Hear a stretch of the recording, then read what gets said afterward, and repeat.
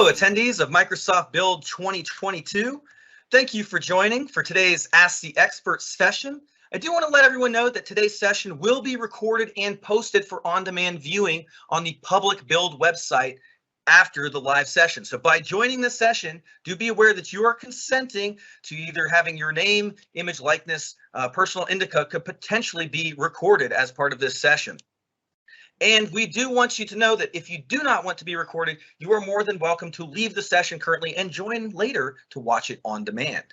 But for those of you that are sticking around, welcome to Ask the Experts, how Vision AI applications use NVIDIA DeepStream and Azure IoT Services. And this is going to be an expert panel joined by a number of excellent engineers from NVIDIA and myself from Microsoft. We're going to cover a very cool agenda where we're going to talk about what is NVIDIA DeepStream and how it can help you with your intelligent video application pipelines and workload needs. We'll also talk about Azure IoT Edge and how this can enable you to bring your DeepStream workloads into the Microsoft Azure cloud, where you can make use of any of the information or telemetry produced by your DeepStream workloads. And we'll then conclude by pointing you off to a number of different resources that are available on Microsoft Learn that can get you hands-on experience with the technologies that we're going to talk about today. Now, for folks who are thinking about questions to ask, I did want to quickly go ahead and introduce all of the experts for today's session. And this will help you know what kind of questions you can ask, because we really have brought the best of the best to today's session. My name is Paul DiCarlo, and I'm a principal cloud advocate at Microsoft. You can feel free to ask any questions about AI at Edge workloads powered by NVIDIA and Azure. And we're going to go ahead and hand it off to our panel now. Carlos, go ahead and introduce. Thank you, Paul. This is Carlos. I'm the product manager of DeepStream. I'm super excited to be here with you guys at Build. You can ask me any questions about DeepStream features and roadmap items that we're planning in the future. Welcome to the show. Alvin? Hi, everybody. My name is Alvin Clark. I'm a product marketing manager at NVIDIA working on DeepStream. Feel free to ask me about any of the NVIDIA AI and computer vision solutions. Jamie? Hi, everyone. My name is Jamie Flores. I'm a developer relations manager. I support Microsoft developers and business units to learn about how NVIDIA hardware and software can enable their use cases. My focus is currently on edge computing and inferencing use cases. Excellent. So you've met the experts. Now we're going to go ahead and get started with telling you all about the DeepStream SDK from Alvin Clark, who's going to tell you everything you need to know to get started. Thanks, Paul. So DeepStream SDK, it's really about understanding that computer vision applications that leverage AI are more than just about the inference. Of course, that primary core compute, running a model or maybe models is, of course, critical. But there's a lot that goes into creating these applications. You have to look at what type of video data is coming in. Do you need to decode it? Do you need to scale it or change the color space conversion? And then once you do have your metadata, your results from your inference, what do you need to do with those? Do you need to track? Do you need to run analytics and composition? So DeepStream allows you to put together all these elements that go into creating a successful, fully accelerated and optimized Vision AI application, doing so rather quickly, ensuring that each of these nodes of this pipeline is accelerated, optimized, and taken advantage of all the underlying goodies that the silicon and the hardware platforms are giving you. And of course, this applies anything from the edge all the way up to the cloud with Jetson. Next slide. And of course, developing with DeepStream comes in multiple flavors. You essentially get to choose your own adventure. We start off with those hardware accelerated DeepStream plugins that we talked about. These are based off of GStreamer and then are added on with our own elements. Those can then be utilized through Python, through the Python bindings, of which we provide source code on GitHub. Or we actually just recently came out with Graph Composer, which is a low-code, no-code visual programming capability, allowing you to take these plugins and essentially create these pipelines in a very visual manner, being able to configure, choose your models, choose your inputs, choose the message broker that's going to connect you to Azure. Whether you choose C++, Visual Programming, or Python, you eventually will arrive at a optimized and a fully accelerated DeepStream application that's ready for deployment. We also make that easy with another tool called Container Builder, which can essentially take that application and containerize it so it can be deployed whether on an embedded device like Jetson, on an on-premise EGX server, or up into the cloud. So it allows for a lot of agility and flexibility and scalability, being able to take one application using the development flow of your choice, and essentially that with that single application be able to target any of these different native cloud native deployment options. And next slide. And then we're going to hand it off to Carlos to talk a little bit more about the individual features of DeepStream.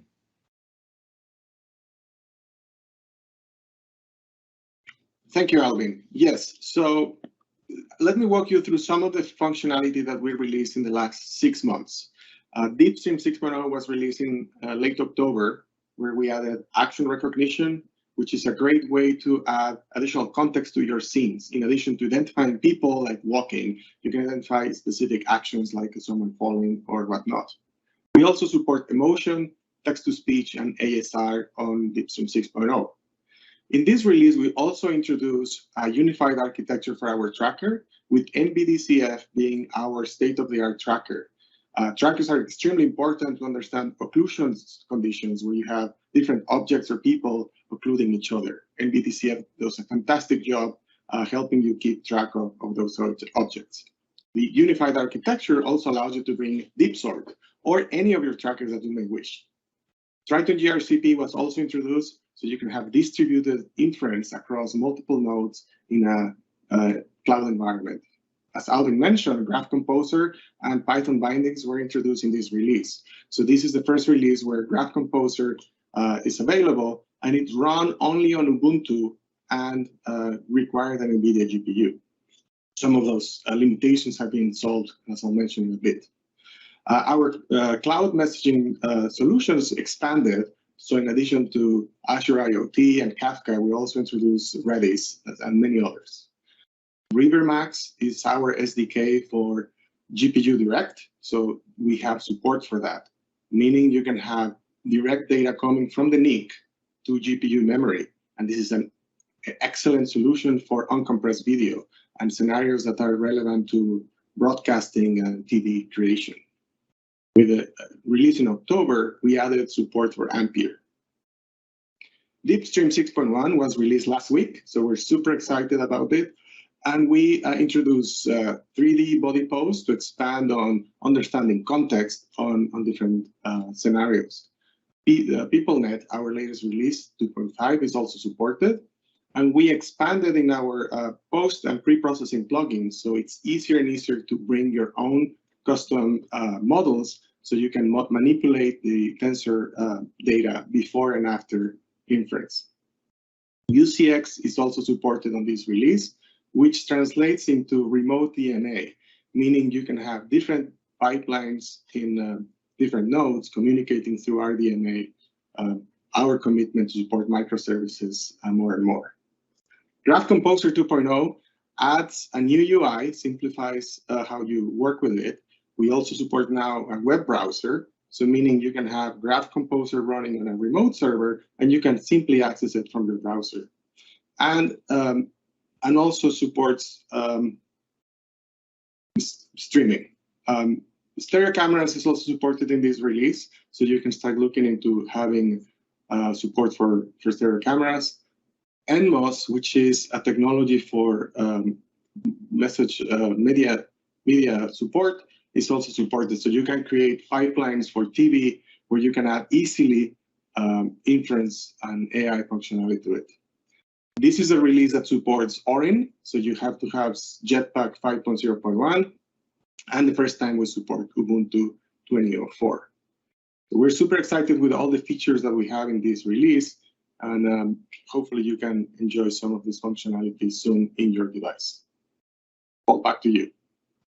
That was really awesome, Carlos. So definitely DeepStream is really exciting if it's something that you think you can use to build your AI at the edge applications, especially anything that's going to require that optimization of any of the sessions that you would go through when building one of those types of pipelines. For example, the need to optimize the obtaining of frames, the need to optimize the actual inference and publishing that data to the cloud. Now, getting those workloads to publish data into Microsoft Azure is traditionally handled through a service we call Azure IoT Edge. And this is a runtime that's compatible with the Ubuntu OS, where we typically see DeepStream workloads running on NVIDIA Edge devices. For example, things like the Jetson Xavier or the Jetson Nano line of devices that have recently been launched and announced from NVIDIA. What this works by is by using a runtime that can actually speak to Microsoft Azure, and through this service, it will allow it to orchestrate container workloads that pull down from the cloud and get deployed down onto the device. And once they're there, using things like a cloud-based interface, you can very easily command and control what code is going to run on those devices, being able to do things like run modules that can perhaps transform inference results or average them over time. And once that data, of course, arrives in the cloud, it makes it a perfect candidate for passing off to various other additional services and functionalities in Microsoft Azure. Now, the gateway, or the thing that really allows this to happen or interface as sort of a collection point within the cloud, is something called an Azure IoT Hub. And the IoT Hub itself is going to be essentially a high throughput, secure ingestion point that can handle up to 1 million events per second and allow you to register up to 10 million devices per hub. Once that data starts flowing into our cloud service through low latency MQTT messaging protocols, it can then be handed off to things like an additional IoT hub for processing, using things like stream analytics to make sense of data while it's in motion, being able to analyze data over time to see how things are interacting using products like time series insights, or being able to graph and visualize any of the results or telemetry using popular services like Power BI. Basically, once your data flows into the Azure IoT Hub, it makes it accessible to any of the services that are capable of consuming data from the hub itself. Now, all this sounds really exciting, I'm sure, and you've now heard why DeepStream is awesome if you're thinking about developing AI at the edge applications and deploying those in AI at edge type scenarios.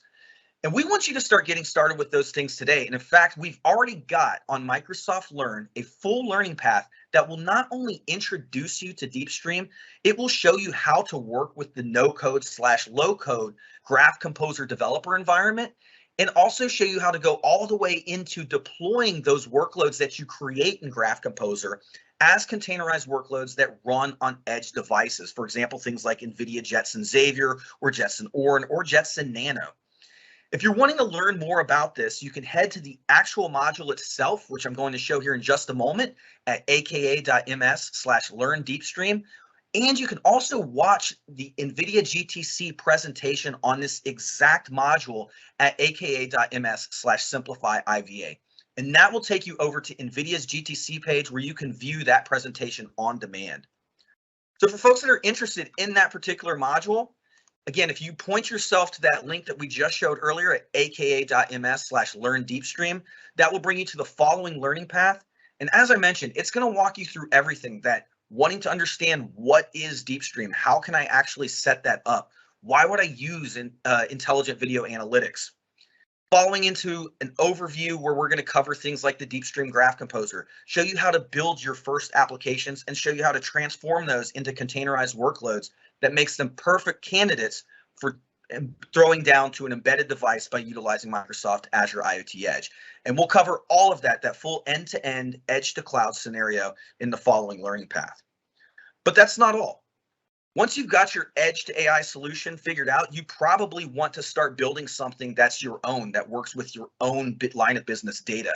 And what better way to do that than by learning how to develop a custom object detection model, again, leveraging services from NVIDIA in Azure Machine Learning, utilizing cloud resources. And we've got a full learning path available for that as well at aka.ms/AutoML with NVIDIA. And in fact, there was a session earlier today, a Learn Live session, where we actually covered 2 of the modules that are part of this learning path. So if you're interested in what follows along there, at aka.ms/LearnAutoML, you'll find the develop custom object detection models with NVIDIA and Azure machine learning path. And that's going to walk you through, again, creating resources that will allow you to facilitate an Azure machine learning project. From there, showing you how to utilize actual compute hardware with Azure Machine Learning Studio, powered by NVIDIA, to build and train your own object detection model using data that's labeled utilizing Azure Machine Learning's data labeling tools. And finally, showing you not only how to build and train that model using live Jupyter notebooks within Azure Machine Learning Studio, but finally showing you how you can take that production Onyx-based model and deploy that down to NVIDIA Triton Inference Server for use in a production setting. So it's really awesome. If you are interested in learning how to put any of this stuff into use, you can check that out at aka.ms/automl with NVIDIA. Now, for folks who are still here with us, we really have an awesome thing that we'd like to announce that's brand new. I'm going to let Carlos tell you all about it, but this is something super exciting that you're going to be hearing about first here in this Ask the Expert session.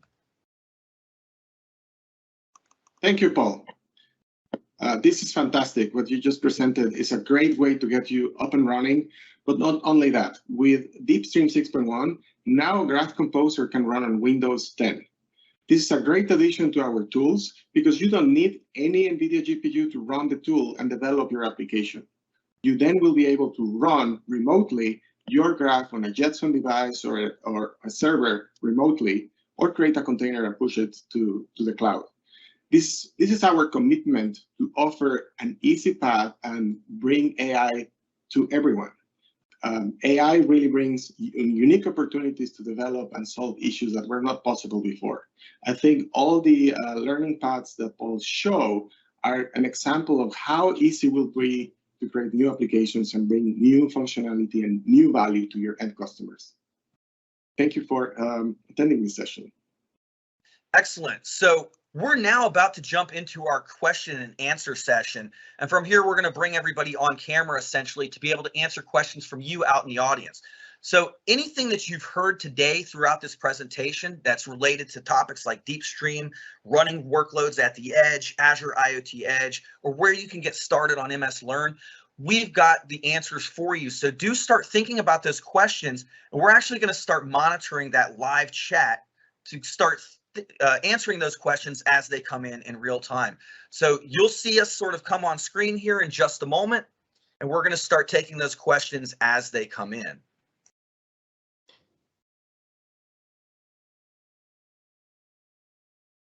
Okay, so I have a question right from the start here. So this one is for Carlos. Carlos, so this is good news about Graph Composer being enabled at Windows machine. Does that mean I still need a GPU, or for instance, at home I have my PC, and can I use Graph Composer there? I also have a NVIDIA RTX card in a different machine. What are the minimum requirements I can get started with the Graph Composer? To run Graph Composer on Windows 10, you don't need an NVIDIA GPU in that machine. Just any relatively new system will work.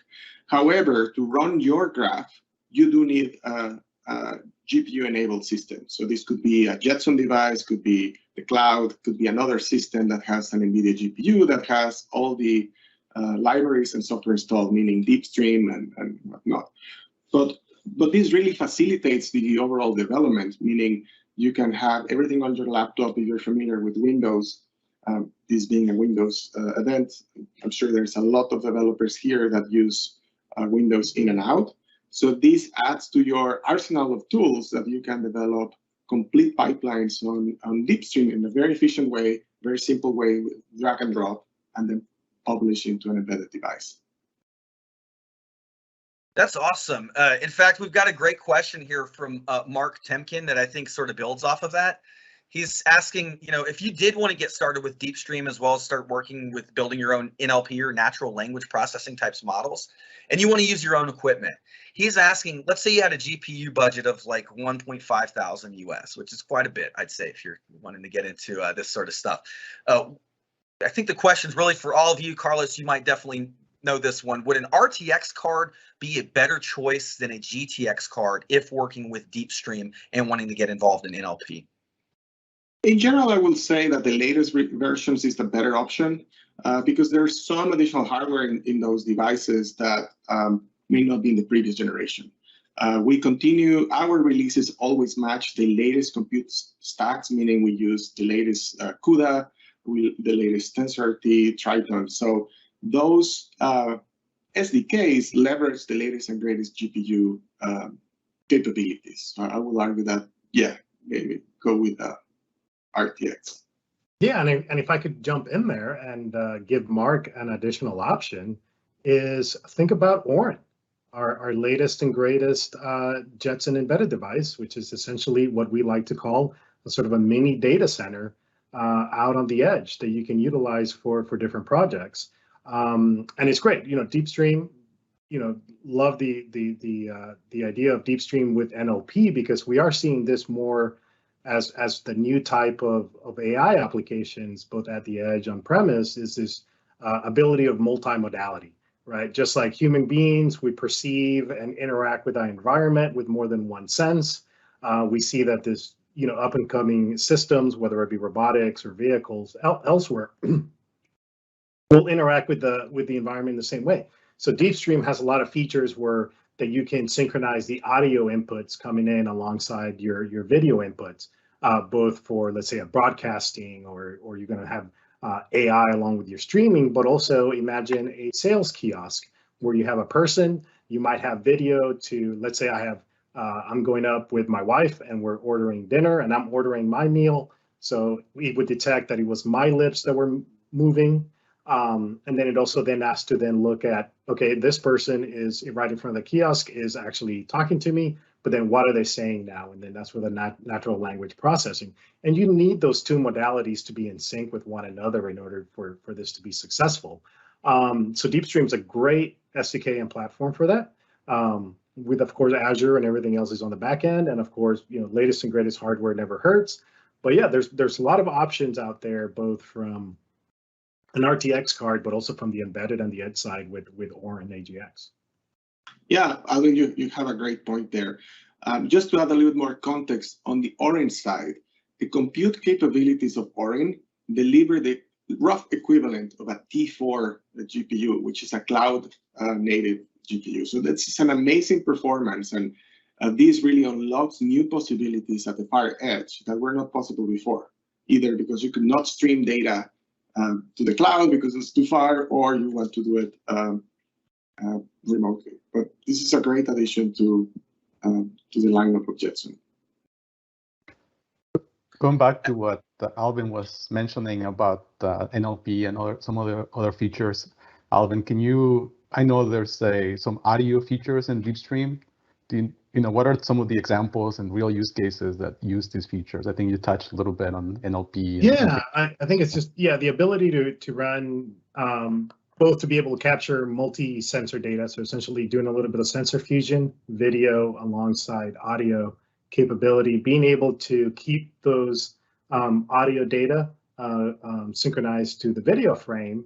And let's say you get to the point where you need to run your inference, then you can use through like the ability to call Triton server, which can run multiple models from the pipeline. So let's say you have a singular pipeline you're doing audio and video, then you can tee off, essentially send both data, so both input data, video and audio, off to Triton server, and then Triton can run a language model to, let's say, do closed captioning.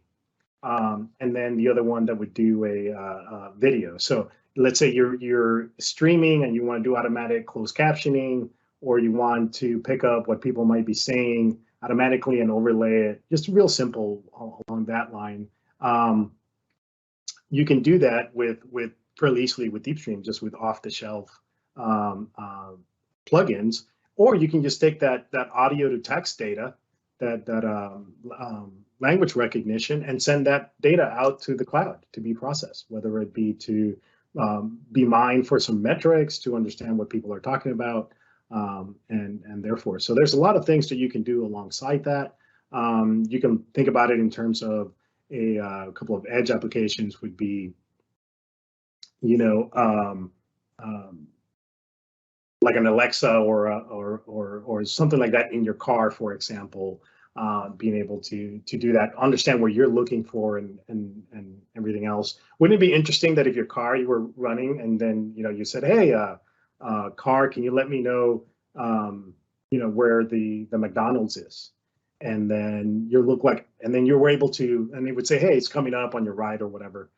And then you actually were looking to your right, and the car knew that you were looking to your right, and you say, I can't find it, and it actually go back and be like, hey, it's your other right, because you were looking at your left. So there's things a lot that you can improve there in terms of the way these systems work once you add that extra modality.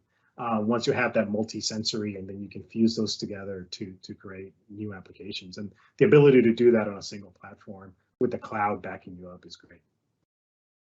Just want to let folks know we're getting down into the last 4 minutes or so of today's presentation. So definitely go ahead and get those questions in if you wanted to get those answered. We see just a few more rolling in here. There's one of these. I would like to address the stereo camera. So there is a question about stereo camera support. Yes, this first release supports the Intel RealSense 400 family. So that's the camera that will be supported.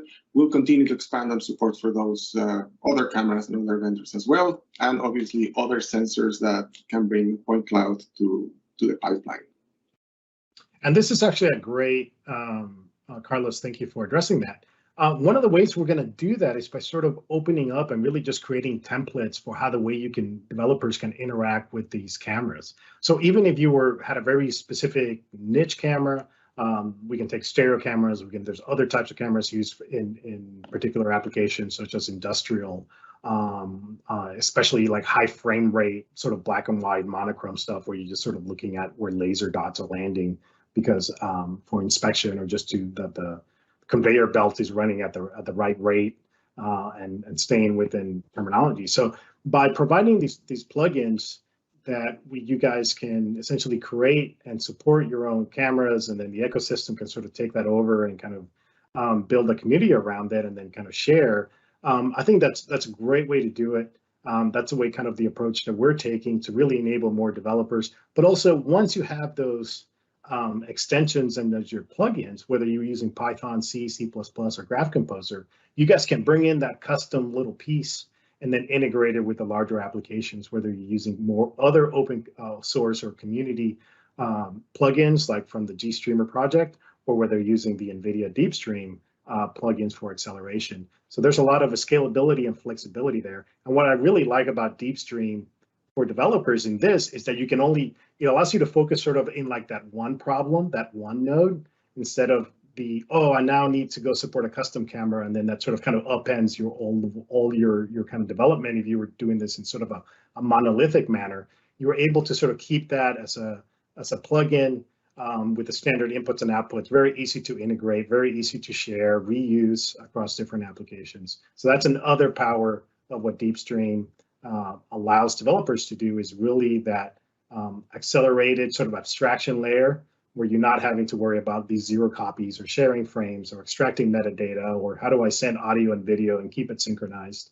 The framework kind of does all that for you, and you get to kind of keep with value-added development and kind of focus on the cool things that makes your app unique. These are excellent questions from the audience. If you folks did not have the time to get those questions in and you still want to get them answered, would definitely recommend reaching out to us. We're all available on social media, so definitely check us out, add us on LinkedIn. I know Alvin is always out there answering questions and telling the latest and greatest news. So if you want to be plugged in to the latest and greatest things that are coming out straight from NVIDIA, would definitely recommend following Alvin on LinkedIn, as well as Jamie and Carlos, if you want to know anything about their respective products that they are working with. It's been a real pleasure working with folks today, and we hope to continue the conversation. So as I said, if there is anything that you've learned about today that you want to take for a spin, let us know about it. We'd love to hear all about how you're building AI at the edge solutions using hardware and service offerings from NVIDIA and Microsoft. So with that said, it has been a pleasure working with you all today, and we hope that you enjoy the rest of Microsoft Build 2022. We've had a great time being here with you today, and look forward to seeing you again. Cheers. Thanks, Paul. Thank you, Paul. Thank you, everyone. Thank you.